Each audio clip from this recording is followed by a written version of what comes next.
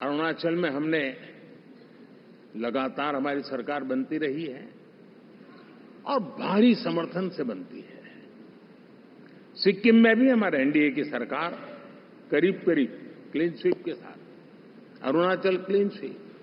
आंध्र, मैं अबू बाबू को पूछ रहा था, बोले हिस्टोरिकली ये सबसे हाईएस्ट विक्ट्री है।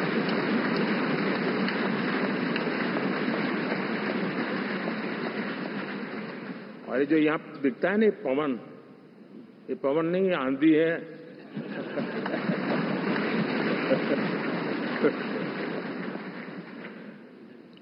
आंध्र ने इतना बड़ा हमारे प्रति जनमत दिया है।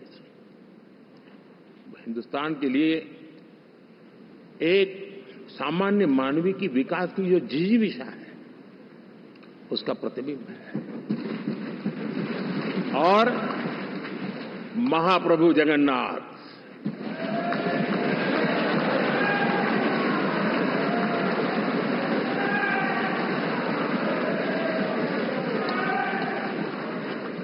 और मैंने अनुभव किया हमेशा।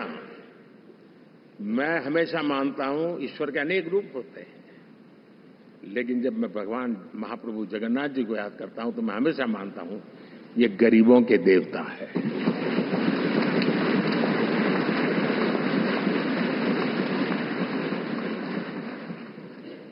और वहां जो क्रांति रूप परिणाम आया है, मैं इसे एक रिवॉल्यूशन देख रहा हूं। और मैं इसके साथ कह सकता हूं कि विकसित भारत का हमारा जो सपना है, आने वाले 25 वर्ष, पहले मैंने 10 साल कहा था, या मैं 25 साल कह रहा हूं,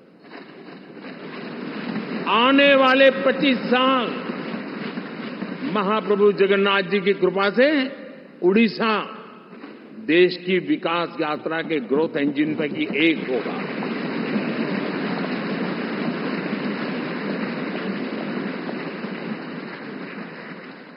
साथियों, हम लोग जब 4 जून के नतीजे चल रहे थे, मैं तो अपने काम में कुछ व्यस्त था। बाद में फोन आना शुरू हो गए, तो मैंने किसी को पूछा, यार ये तो ठीक है आंकड़े वांकड़े, तो मुझे ये बताओ कि ईवीएम जिंदा है कि मर गया?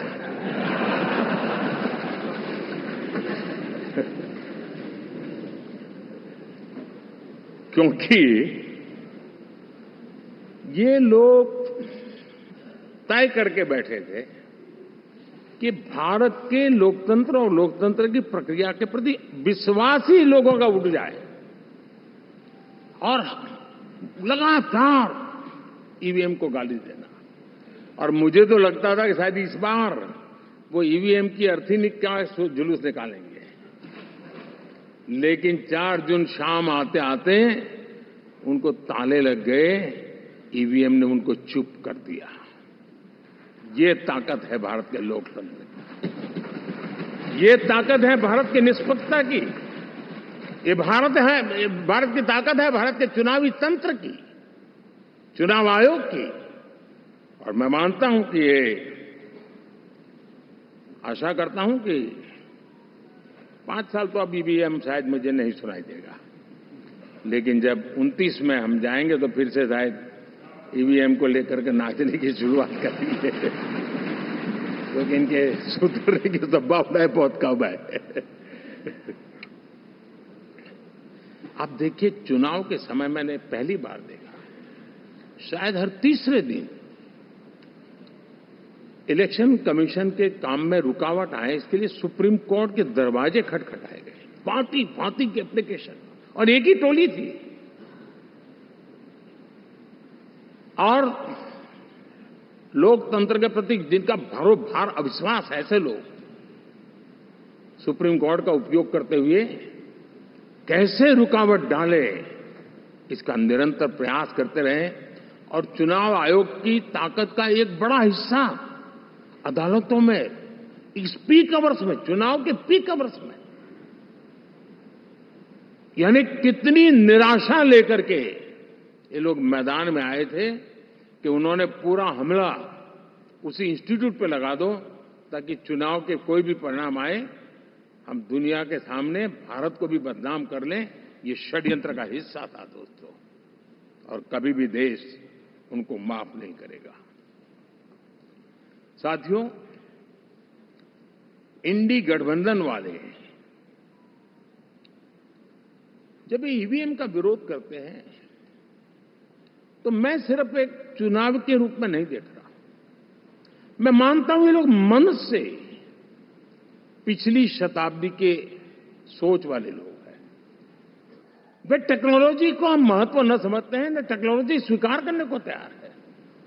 और ये सिर्फ ईवीएम में दिखाई दिया ऐसा नहीं, यूपीआई में दिखाया।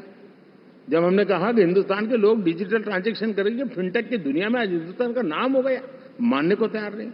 आधार आज देश की एक पहचान बना है। मैं तो देख रहा हूं कि मुझे कई देश कहते हैं कि हमें आधार की पद्धति से आगे बढ़ना है, आप कैसे मदद कर सकते हैं। उस आधार को रोकने के लिए सुप्रीम कोर्ट में बार बार जाकर के परेशानियां पैदा की। यानी मूलतः ये प्रगति के विरोधी, आधुनिकता के विरोधी, टेक्नोलॉजी के विरोधी इंडी अलायंस हमने देखा है। साथियों, इस देश के लिए ये भी चिंता का विषय है कि विश्व में भारत के लोकतंत्र की ताकत को कम आंकने का प्रयास, और कितना एक्सट्रीम है। मैं दुनिया में ढोल पीट रहा हूं कि हम मदर ऑफ डेमोक्रेसी है, और ये दुनिया में जाकर के बता रहे नहीं हमारे देश में तो डेमोक्रेसी जैसा कुछ नहीं, कि वो मोदी बैठ गया है, वो एक चाय बेचने वाला यहां पहुंच कैसे गया, कुछ तो गड़बड़ की होगी। ये जो इनकी मनस्थिति है जी, भारत के नागरिकों को चुनाव प्रक्रिया के प्रति अविश्वास पैदा करने का जो उनका षड्यंत्र है, मैं मानता हूं कि अब दुनिया भी भारत के लोकतंत्र की विविधता, विशालता, व्यापकता, गहनता, इन सबको भी जानने समझने के लिए आकर्षित होगी। ऐसे इस चुनाव के नतीजे में देख रहा हूं। साथियों, जब